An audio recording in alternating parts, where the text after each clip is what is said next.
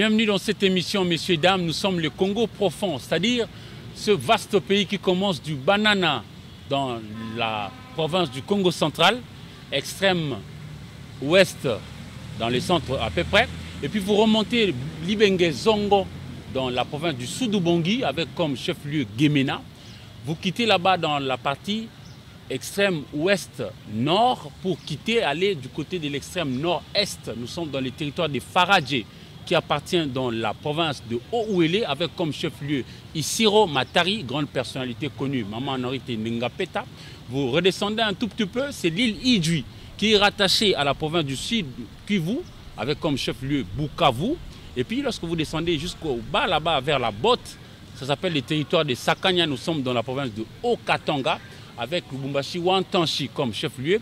Et lorsque vous êtes au milieu, c'est les Sankourou, Lomela, Tchumbe, Katako, Loja, Lusambo et puis Lubefu chez Papa Wemba. C'est cela le Congo. Nous sommes de ceux qui pensons que lorsque nous allons aimer cette terre-mère qui nous a tous vus naître et grandir, en nous naîtra le réflexe de protéger cette terre. Alors, nous propageons comme ça des valeurs comme pour que notre population puisse prendre ça vraiment à bras-le-corps. Aujourd'hui, nous avons le bonheur de recevoir pour vous un avocat, juriste de formation. Il porte le nom de Ilonga wa Ilonga, maître Le Tché. Il est là et puis il est enseignant. Et je crois que vous verrez même en image comment il est en train d'enseigner pour donner le goût de la lecture, de valeurs, de la science, des valeurs positives, je veux dire, hein, à notre jeunesse congolaise. Je dis donc bonjour à maître Le Tché Ilonga. Bonjour mon ami Eric, c'est toujours un plaisir. Il est partagé. Et là, nous sommes à Kinshasa, capitale de la République démocratique du Congo, où l'actualité brûlante qui se propage à travers les territoires nationaux fait un focus sur le choix des animateurs de la future Commission électorale nationale indépendante, CENI. Qui sera les successeurs de Nanga Yobeluo Corneille, celui-là qui nous a amenés aux élections de 2018, les élections à l'issue desquelles Félix-Antoine Tshisekedi Tshilombo a été choisi, élu comme président de la République démocratique du Congo. Maître Le Tché, oui, comment est-ce que vous auriez voulu que la CENI soit cette fois-là dirigée pour que nous puissions avoir la paix, par exemple? Bon, ce qui est sûr, mon cher ami, je ne veux pas aller sous le dos de la cuillère. Les enjeux aujourd'hui du renouvellement de la classe politique passent par les prochaines élections. Ce qui fait que les prochains dirigeants de la CENI vont avoir trop de pression. Parce qu'il y a des gens qui veulent survivre, les autres viennent d'arriver, il y a ceux qui veulent entrer aussi. Alors, moi j'aurais voulu, sur le plan juridique, que, ça c'est mon avis personnel, que cette histoire-là d'une institution indépendante, que cette histoire-là, vous voulez dire la CENI? La CENI, cette histoire, donc je parle de l'institution indépendante. Oui. Parce qu'il y a des institutions qui sont rattachées aux institutions de l'État, mais la CENI fait partie des institutions indépendantes d'appui à la démocratie. Moi, de mon avis, je crois que les élections doivent être organisées par le ministère de l'Intérieur. Comme ça se fait sous d'autres cieux. Sous d'autres cieux. Mais ici, chez nous, il y a toujours ce problème de substitution. Ça nous éviterait toutes les pressions là possibles. Ça, bon. Ah bon, comme la loi est telle, c'est un curieux. Hein? Je vous dis, parce qu'on sait qu'il y a un tel ministère qui organise, parce que le ministère qui a l'aménagement du territoire, qui a sous sa tutelle les secrétaires généraux, comment on appelle les gens qui sont dans les chefs du territoire, les chefs des secteurs, qui gèrent même les chefs coutumiers. Hein. Parce qu'aujourd'hui, le problème, c'est quoi? Vous avez en face de vous où la loi accorde la fonction du président de la CENI aux confessions religieuses. Vous savez, Eric, avec moi, quel est l'état actuel des confessions religieuses aujourd'hui en République démocratique du Congo? Est-ce que la question que se pose, ils ont tous le même poids? Sur la charte des confessions religieuses, il y a 8 confessions religieuses. Où vous avez l'église catholique, l'église protestante et d'autres églises. Les salutistes, les musulmans. Et on dit dans la charte que la désignation doit être par consensus. Est-ce que ce mode-là est ancré? Est-ce qu'ils ont une uniformité d'éthique? Ils ont une uniformité de la morale? Parce que c'est ça. Je crois que les législateurs en faisant de la CENI une institution indépendante d'appui à la démocratie, voulait, je crois, dans ce vœu, que ça soit une institution dépolitisée. Mais nous avons échoué. Rentrons maintenant dans la ligne droite des choses réglementaires. Auquel cas, il nous faudra modifier la Constitution, parce que tout ce qui est fait a été déjà... Nous voulons déjà modifier pour beaucoup de choses. Nous voulons déjà modifier. C'est une constitution, mais ce n'est pas statique. Mais maître, s'il vous plaît, vous enseignez quand même des cours des droits. Vous êtes l'un des rares Congolais à pouvoir demander aux uns aux autres de rentrer à la formule ancienne qu'on connaît, le ministère de l'Intérieur. Pourquoi avez-vous foi au ministère de l'Intérieur qui, généralement, chez nous, n'inspire pas confiance? On a vu un policier tuer quelqu'un. Ça relève de ces ministères. Vous savez, l'administration, c'est la seule institution qui perdure lorsque l'État s'effrite. L'administration, c'est la seule institution qui perdure lorsque l'État s'effrite. Sommes-nous déjà dedans pour le cas de la RDC? Non, non, on ne s'effrite pas. Nous avons un problème de consolidation de la démocratie. C'est une question politique. Ne faisons pas des élections une question trop politique. C'est d'abord une question administrative. Vous comprenez? Ou c'est un devoir civique à la fois politique, mais c'est d'abord une question administrative. C'est une organisation d'une société normale. Il faut qu'il y ait des élections. Vous comprenez? Nous, on n'est vraiment pas dans les normes. Nous faisons des élections, une histoire très capitale et éminemment politique, parce que nous avons tous les regards vers le pouvoir que vers autre chose. Alors, maître, rentrons dans ce que nous disions avant. Je vous donne un exemple. Pourquoi elle est administrative? Les élections. Les députés que nous votons, leur travail c'est quoi? C'est d'insuffler de lois qui fait booster quoi? Ça booste l'administration d'abord, la vie civile. Et la vie civile n'est mouvementée que par l'administration. C'est-à-dire du projet loi ou de la proposition loi et jusqu'à la promulgation et à l'application. Qui l'applique? Ce sont les institutions administratives qui avalent. C'est-à-dire si vous parlez par exemple de la loi sur le droit de la famille, qui avale ça?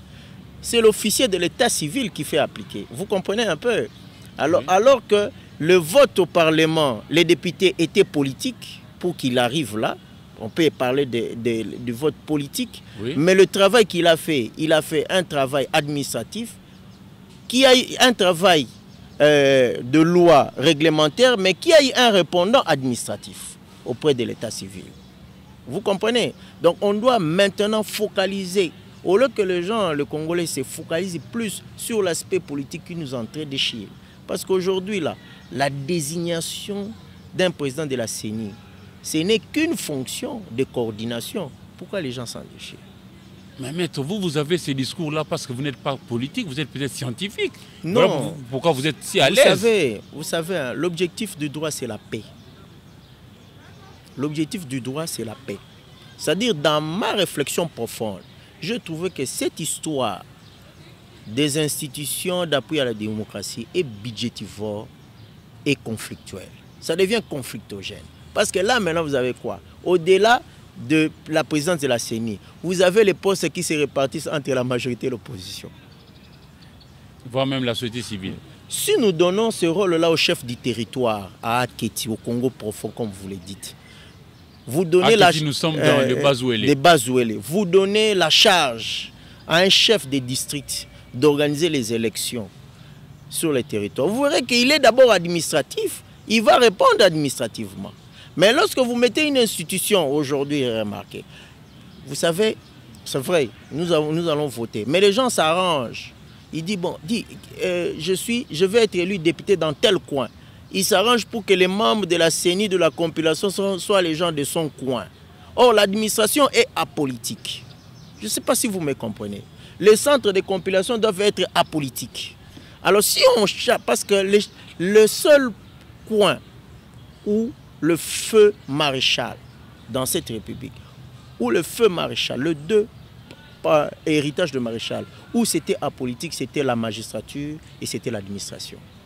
Vous pouvez trouver un chef de territoire. Non, on lui lance des colibés aujourd'hui par un certain Tingi Pouloulou qui dit qu'il n'a pas été zaïrois, il n'a pas été congolais. Moi, je suis né sous Mobutu, j'ai grandi, j'ai vu. C'était pas totalement bon, mais je connais. J'ai eu des oncles qui ont été des chefs de territoire à l'Équateur. Alors, vous auriez été Mobutu aujourd'hui, dernier jour, où l'on doit connaître les successeurs de Nanga, vous ferez quoi? Je dirais aux gens qui font la pression, je leur comprends parce qu'il s'agit d'une fonction éminemment politique, je ne sais pas pourquoi pour eux, de laisser les confessions religieuses choisir librement. Alors, maître, pour ou contre, votre avis bien sûr, pour ou contre le recensement, je ne sais pas, c'est à plusieurs volets, hein, administratifs, scientifiques, etc. Pour ou contre le recensement, bien avant la tenue de ces élections, apparemment attendu de tous hein, pour le rendez-vous du 2023. Je suis pour les recensements, mais les conditionner avant les élections, là, je ne suis pas pour.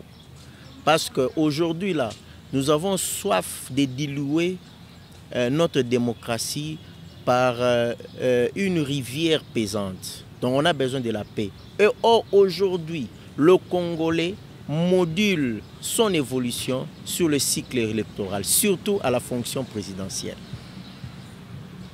Et si les élections ne sont pas tenues dans les délais, le Congolais a dans son subconscient actuellement, il ne saura pas évoluer ni travailler. Je ne pense pas. Parce que vous et moi, nous avons vu l'État s'arrêter pendant les glissements de Kabila. Vous avez vu l'État s'arrêter pendant les glissements de Kabila. Alors, maître, dans l'opinion, il se dégagera plusieurs branches.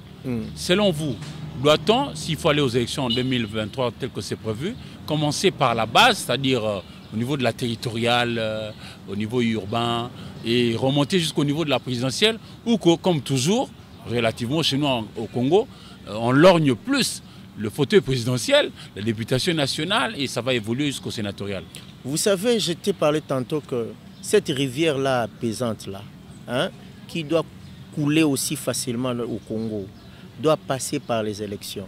Mais parmi les élections, il y a une élection qui est capitale, qui conditionne les devenirs de ces pays, c'est l'élection présidentielle. Je vous dis sincèrement, sans ces élections-là, le Congo, le Congolais sera malade. Les Congolais seront malades. Et puis aussi un autre sujet qui rend malade certains Congolais. Il s'agit d'une initiative qui a vraiment fait bouger les lignes ici, qui est une initiative relative à la loi, qui voudrait verrouiller certains postes réputés, des postes de clés, hein, postes régaliens de la République. Alors on parlerait de la loi Tchani, qui n'est pas encore une loi. Ceux qui nous suivent doivent bien comprendre. C'est juste une initiative portée aujourd'hui par Pouloulou Ntsingui en termes de proposition de loi déposée au niveau de la Chambre basse du Parlement. Maître, est-ce opportun ou non? Moi, je ne pense pas à l'état actuel des choses et de l'évolution. Et le moral de la société congolaise aujourd'hui fait en sorte que cette loi-là puisse être inopportune aujourd'hui. Pourquoi? Mais qu'à cela ne tienne, il faudrait que je dise quelque chose parce que je suis les débats. Il faut faire les débats sociologiques et les débats juridiques. Ce n'est pas une loi sur la... Quelle est la différence entre les deux? Débat sociologique et juridique. Les débats sociologiques, c'est un débat des valeurs.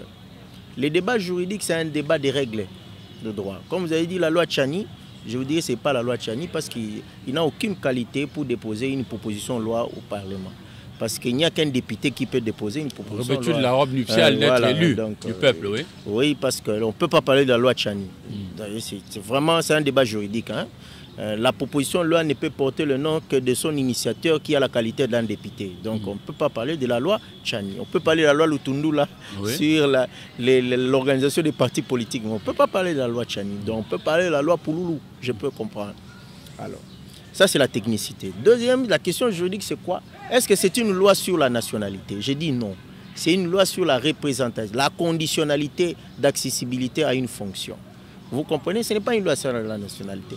La nationalité existe, peut exister en vous, mais la conditionnalité d'accessibilité à une fonction peut faire l'objet d'une loi. Vous comprenez? La loi de la nationalité, on est national, soit on est d'origine, soit on est d'acquisition individuelle. On n'est pas national parce qu'on est des pères et des mères, non. On est national parce qu'on est d'origine ou d'acquisition individuelle. Mais pour accéder à une certaine fonction, s'il y a des conditionnalités, la loi peut prévoir, ça peut faire l'objet de la loi. Je vous donne un exemple. Je connais dans une institution où, par exemple, une institution universitaire, les étrangers payent le Minerval le double des nationales. Je donne un exemple. Hein? Et pourtant, l'accessibilité, c'est à tout le monde.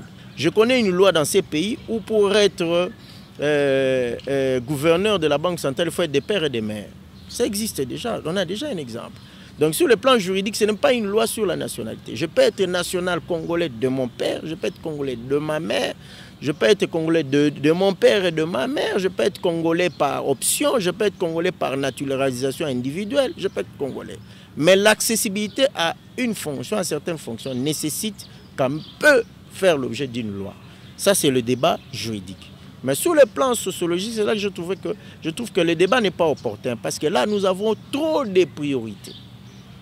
Nous avons un problème pour cicatriser le moral de Congolais. Nous avons un problème de relèvement. Nous avons un problème de détournement. Nous avons un problème de cohésion nationale. Nous n'allons pas aujourd'hui nous lancer dans des diatribes pour dire que non, écoute, celui-là est congolais, celui-là n'est pas congolais, celui-là peut accéder, celui-là peut accéder. De toute façon, c'est une loi de légitimité. Vous comprenez? En principe, ces genres de lois qui touchent à la sacralité d'une nation doivent faire l'objet d'un référendum. Doivent faire l'objet d'un référendum. Le problème avec nous, nous proposons des lois sur des coups de tête. D'abord, il faut un travail sociologique. La politique spectacle. Oui. Il faut un travail sociologique. Que disent le droit voisin? Que disent le droit central? Que dit le droit centrafricain? Que dit le droit rwandais? Nous faisons un travail sociologique. Et puis on rentre ici, dans notre propre pays, le Congo profond. Est-ce que le Congolais qui se trouve à Kassongo a besoin de cette loi-là? Qu'est-ce que cette loi-là... Dans le Maniema. Ou à Kibombo. Toujours ou à Chilenge. Vous comprenez un peu? Ou à Maïndombe ici. Vous comprenez un peu? Ou à Kenge. Ou à Bukangalonzo. Vous comprenez? Dans le Kwango. Vous comprenez? Je trouve qu'une bonne graine, peut être une bonne graine, il faut planter à sa saison. Une bonne graine peut être une bonne graine, mais il faut planter à sa saison. Je crois que là, c'est une loi de publicité et une loi de fracture.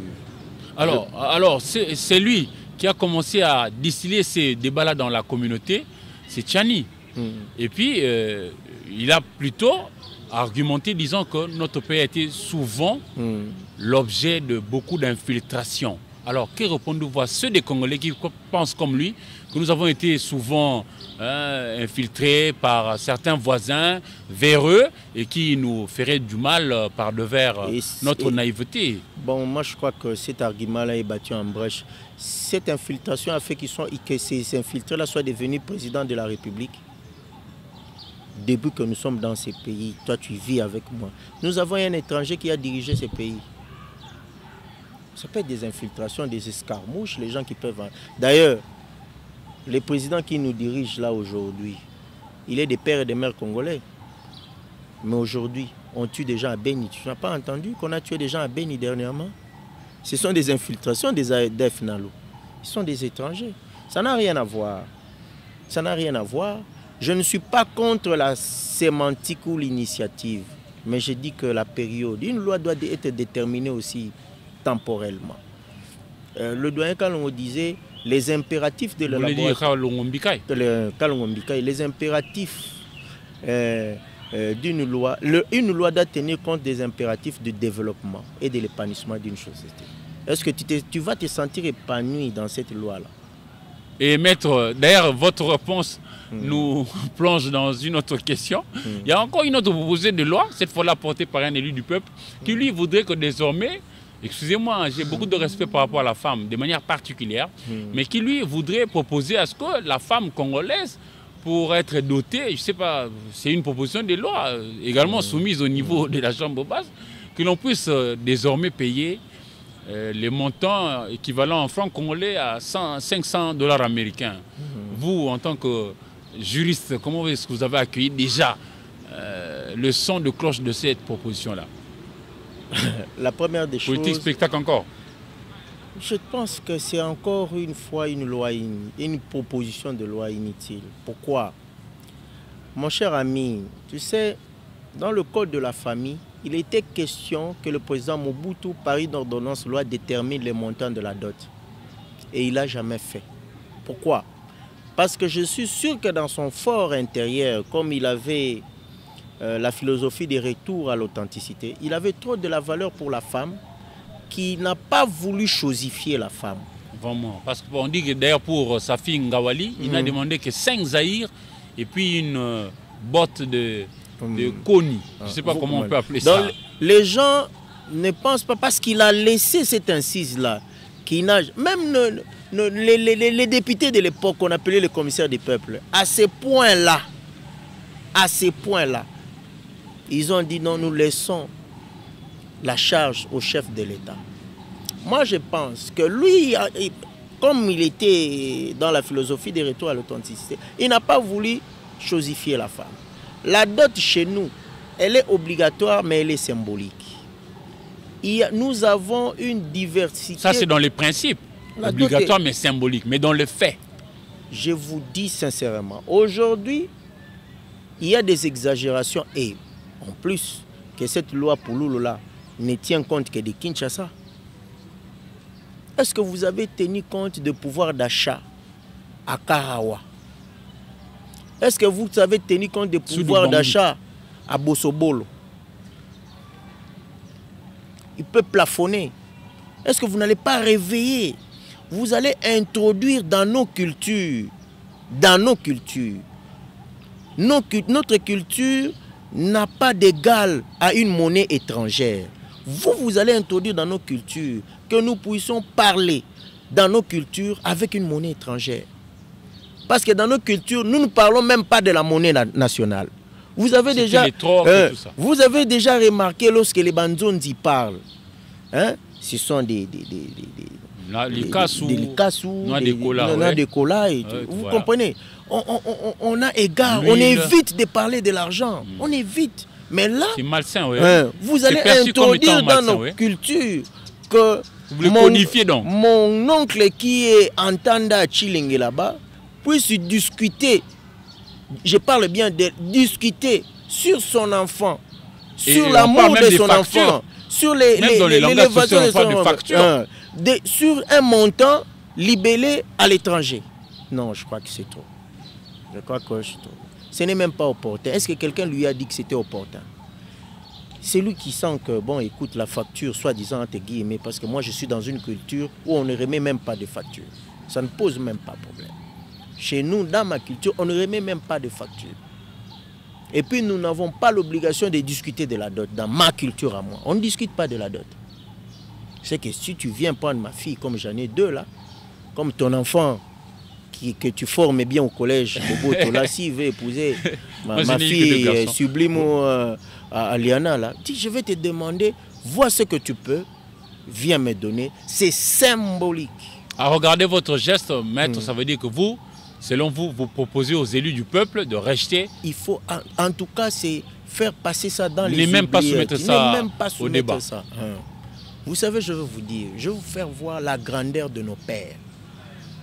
Moi, je suis né dans une famille plurielle. À l'époque où s'est discuté le code de la famille, ça a traîné pendant 10 ans. Tous nos anciens avaient 2, 3, 4 femmes.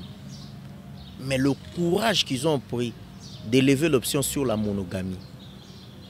Alors que même le chef de l'État, nous l'avons vu dans les images, il avait 2 femmes, même des sœurs jumelles. Vous comprenez?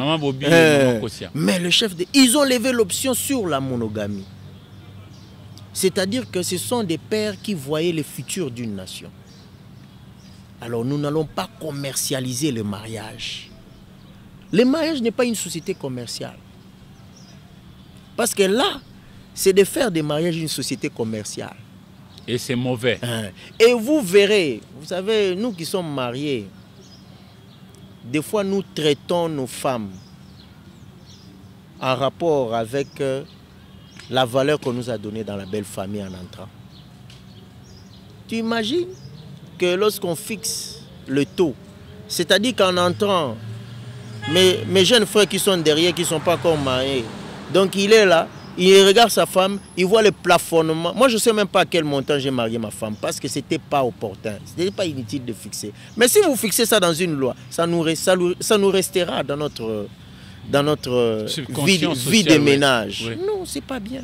C'est inopportun. Alors, là, on va vraiment chuter. Hein. Nous allons vers la fin.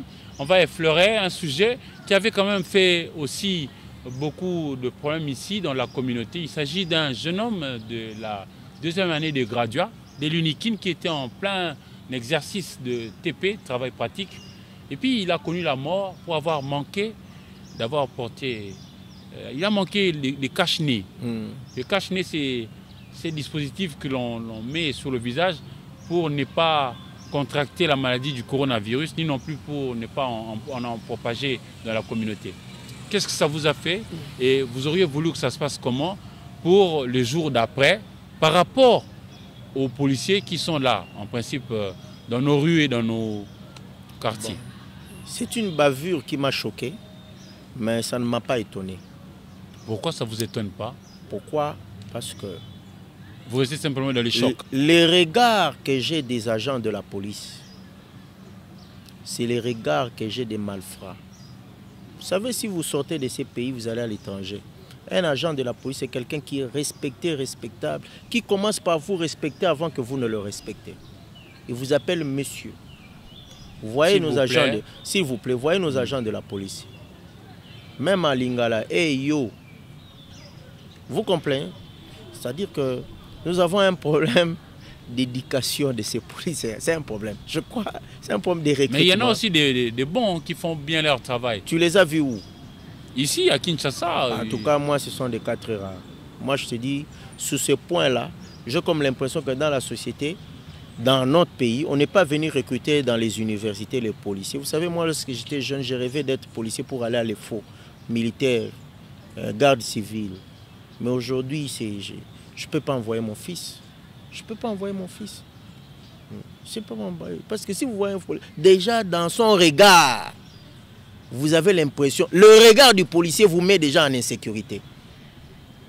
Je préfère croiser quelqu'un en tenue civile la nuit qu'un policier en tenue militaire. Alors qu'en principe, c'est lui le policier qui est censé. Mais je vous dis, moi je connais des coins où dès que vous voyez un policier, vous fouillez, vous tous.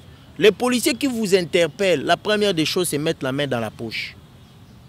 Alors, c'est quoi la panacée? Qu'est-ce que nous devrions apporter pour que cette histoire-là puisse peut-être pas tout de suite être éliminée, mais ne fût-ce qu'on diminue l'intensité? Il faut revoir les recrutements.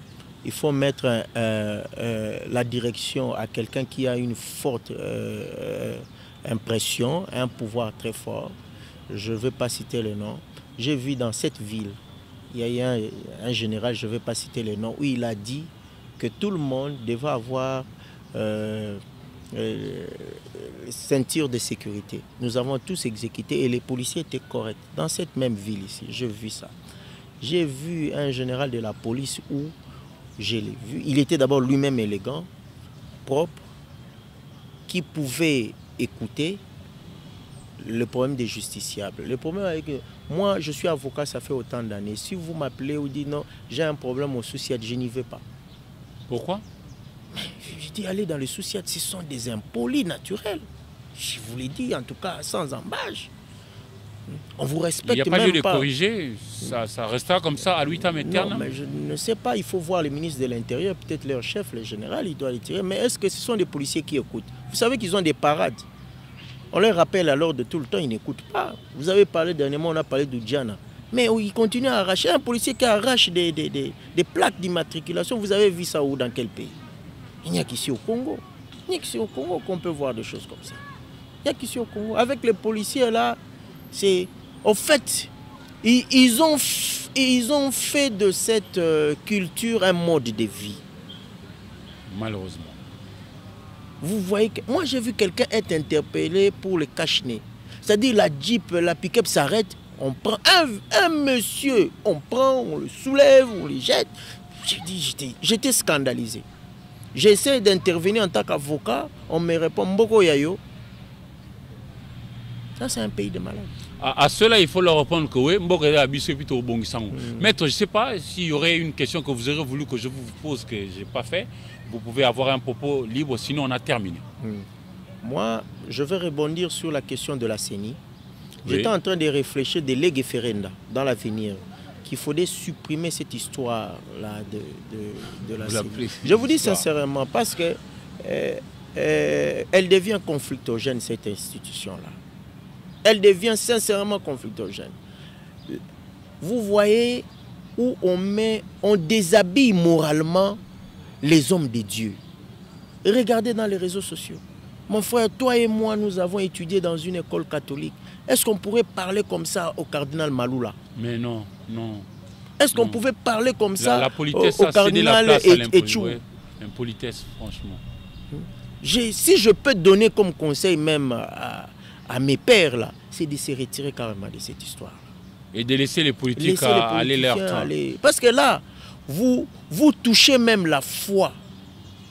Et ça va, ma foi comme chrétien. Et ça va basculer les us et coutumes de la communauté. C'est-à-dire la contradiction des religieux qui rejaillit sur la population réduit notre capacité de pouvoir entrer en communion avec le Seigneur. Je vous dis sincèrement. C'est pourquoi je suis arrivé à cette réflexion-là des legs référents. Parce que si on doit insulter le ministre de l'Intérieur, je préfère qu'on insulte le ministre de l'Intérieur, qui lui est politique, que qu'on insulte le président de l'ECC, qui est mon papa, ou le cardinal Ambongo ou Monseigneur Outembi, qui sont nos pères. Vous comprenez un peu, spirituel. Ça sera terrible. Je dis, laissez ça. Alors, à la rigueur même, donnez ça à la société civile qui est politique. Parce que je ne peux pas penser que dans ces pays, qu'il y ait une société civile à politique. Je ne pense les temps ont changé. Sous le cardinal Maloula et les autres, il y avait quand même une société civile qui était assez présente. Et donc, ça a évolué comme ça, malheureusement, dans les malus plutôt que dans le bonus. Mesdames et messieurs, le Congo profond est terminé. Et je rappelle que nous avions aussi pour vous un avocat, un juriste et même enseignant au-delà. Maître Letche Ilunga Wailunga, avec qui nous avons parlé de l'actualité en République démocratique du Congo, un pays que nous adorons tellement.